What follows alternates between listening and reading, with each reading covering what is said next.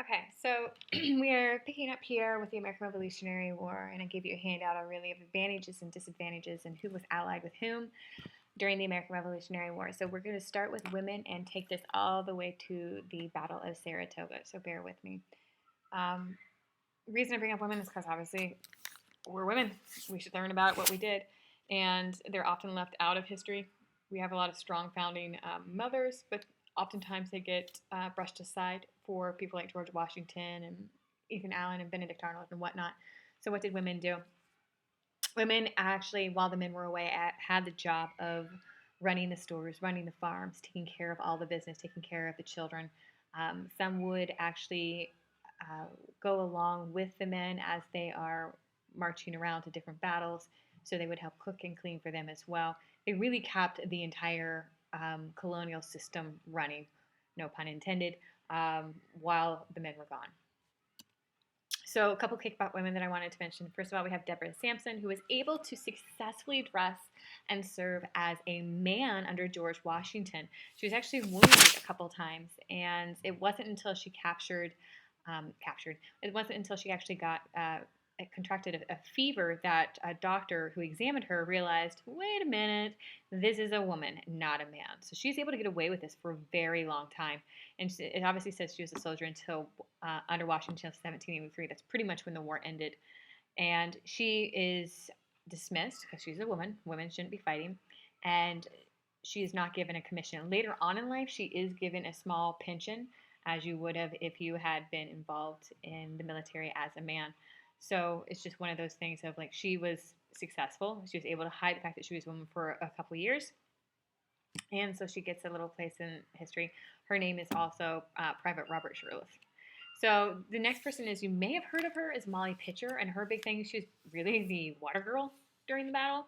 If you can imagine running across the battlefield, giving people water. Her real name actually wasn't Molly Pitcher, that was a nickname because she was carrying pitchers of water. Get it? What ends up happening, and the reason I really like her, is that number one, she's running back and forth. She's in the thick of things. Her husband, who is in charge of the cannon, actually is struck down. And instead of just being like, oh, so sorry, why my husband, I'm so upset, she actually is able to pick up and she starts loading the cannon on her own. She is like, forget this. She was so upset that she decided to continue to fight. So she goes from water girl to working in the army. Okay, so this is something actually I also gave you about the loyalists, just so you know. A lot of the people living in the colonies wanted to remain loyal to the American cause, or sorry, wanted to remain loyal to the British. So these are people that are remaining loyal to the British right here. So you got the guy in the red coat. And they will continue to supply the British, trade with the British, pay taxes to the British. There'll be British newspapers that are, speaking out against the colonists and their horrible actions. And life for them is not going to be easy after the British lose the American Revolutionary War. The Battle of Long Island we're not going to really focus on, but this is actually from the video that I was showing you in class where George Washington, it starts off with George Washington is getting kicked out of the city, and his men are able to retreat along the old Native American path, and now it's called Broadway. This is that battle that we're talking about. Losing New York is a huge loss. I mean, it's another major port city for the colonists. And now the British have control of Boston, and now they have control of New York. So it's really hurting the colonial cause, and they are forced to retreat. Eventually, they will get it back, but you can see that this battle happens early in 1776. That's within our first year, just a little over our first year of fighting. And so we've already lost two very valuable ports to us, which means how are we going to get weapons and things coming into the colonies? So they have to rely on South and privateers. Privateers are people that are going to be bringing them goods somewhat secretly, kind of like pirates, only they're privateers, meaning they're using their private ships. So George Washington is kicked out of Long Island, aka New York, and after he gets kicked out, he wants to send in a couple people to find out more information to spy for him. One of the people that volunteers is Nathan Hale. He originally is from Connecticut. He was super young when the war broke out. He was like 21 or in his early 20s, and he actually will die in his early 20s. And he originally was a schoolmaster, educated at Yale, loved the theater, different things like that.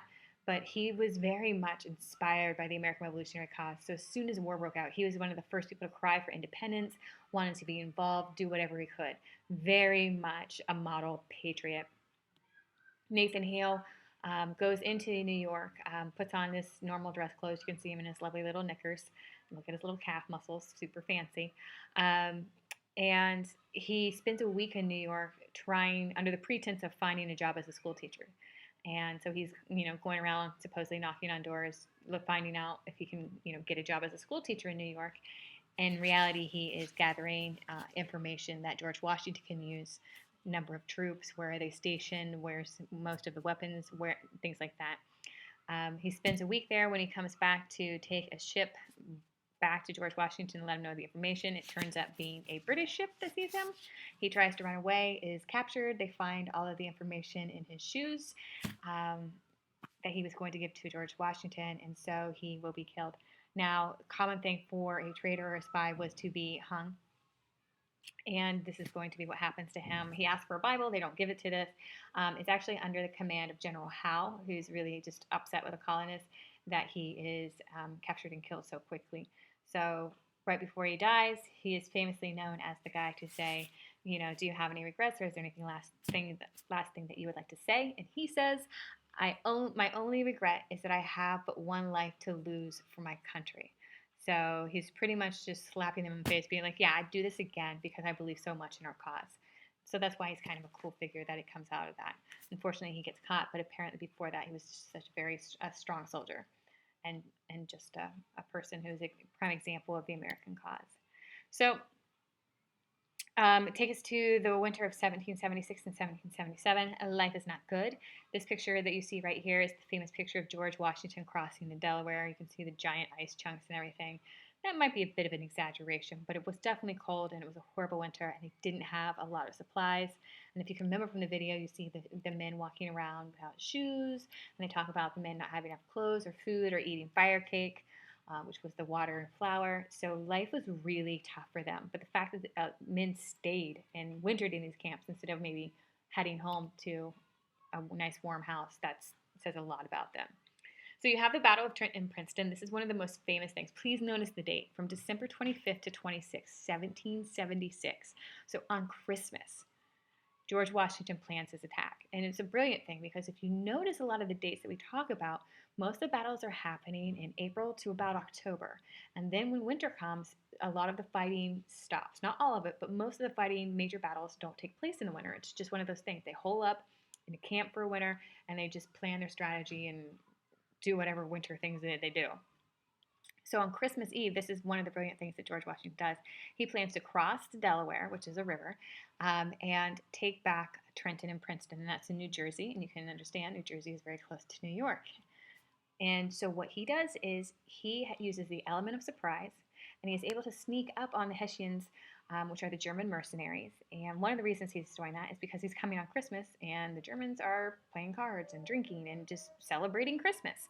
And therefore, he is going to be able to use the element of surprise. The Hessian leader supposedly received a note saying George Washington is coming to attack, but doesn't look at the note, puts it in his pocket, and continues playing cards. That's a huge, huge mistake. So George Washington men are able to take over Trenton super easy. You can look at the numbers right there. They capture all the Hessian. Only 3 colonists are wounded. Not killed, but wounded. So this is a huge success. Huge boost for colonial morale. Great Christmas present for them. And then we're going to stop here, and I'll go into actually the 3-pronged attack, but just to make this video a little shorter. Ooh, get excited.